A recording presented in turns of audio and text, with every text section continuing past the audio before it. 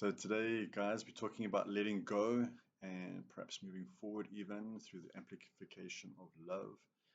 And amplification of love obviously is going to happen from your heart and not your head.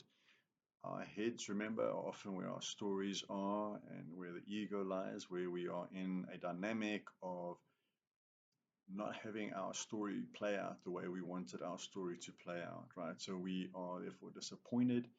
We might actually have had the expectation for things carrying on or turning out a certain way or for the person to behave a certain way. And when that doesn't happen, that contradiction and that disappointment, that letdown, that betrayal really offends us. And we then get locked into that mode of being traumatized by that environment or that person, right? So when we were looking at moving on and letting go, we have to get out of that story and we have to start to amplify love. And that means we have to get inside our hearts and be able to ask the question around love and look at the event or the person and start asking questions like, what is lovable here?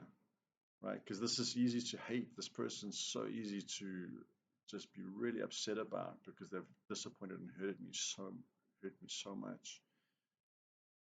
There's no love here. But you cannot let go and you cannot move forward until you can find that love, right? Because until you can love something, you can't truly let it go. Because love means that there's no more conditions. And with no more conditions, it means I no longer hold you prisoner to have done and behaved in the way I expected you to. So therefore, you are free to be you, but I'm also then free to be who I am so that I can be free and relate to you from that place and not from the stance of being that victim. So healing here is bringing love into that situation and understanding that until I can truly love this person or that event, I cannot really let it go because it's going to still be in my mind, trying to process, trying to find order. It's going to be looping in my brain and causing a lot of exhaustion and distraction.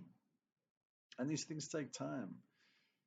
I'm not saying here you have to jump in with immediate love and be like all spiritual and, you know, in that mode all the time because pain and hurt is very real. I've been through that myself too, and I know what it's like.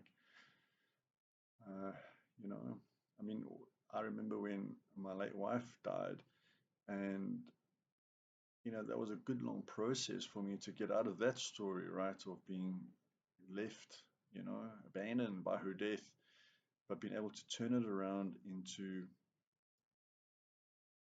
where was the love? How could I amplify the love here, right? And a lot of you also ask the question, like, what would love do in this moment? Like, what would love say?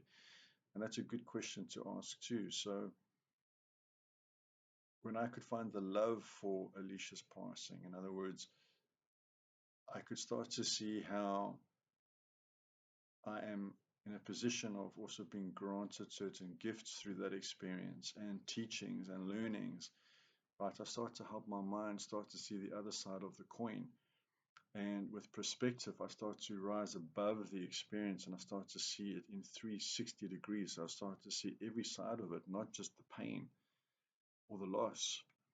And that is so incredibly helpful because that would be you stepping down into your heart and bringing love into the situation with that intent and keep asking every day, where's the love? Where's the love? What did I learn? What did I learn? What did I gain from this? Until you can open your heart more.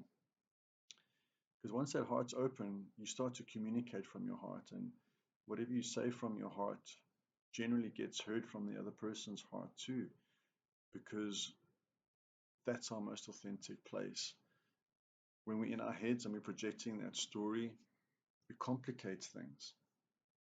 I often ask, like, why do certain videos and little skits get so many likes on social media? And it's those videos that the people are being the most vulnerable because they're coming from their hearts in those videos. You know, they've tapped into that energy while busy filming, and people resonate with that.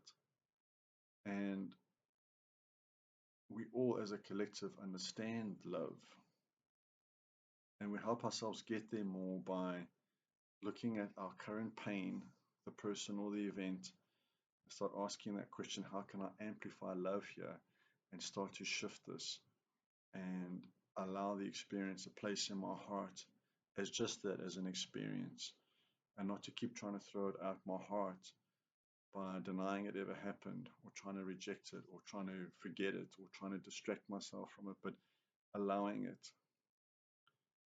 And that's a good place to start, guys, with some healing. So amplify love into your dynamics, and you'll see things starting to shift for you. So until the next one, thank you for being here, and please have a look at our menu there for the services that we do offer.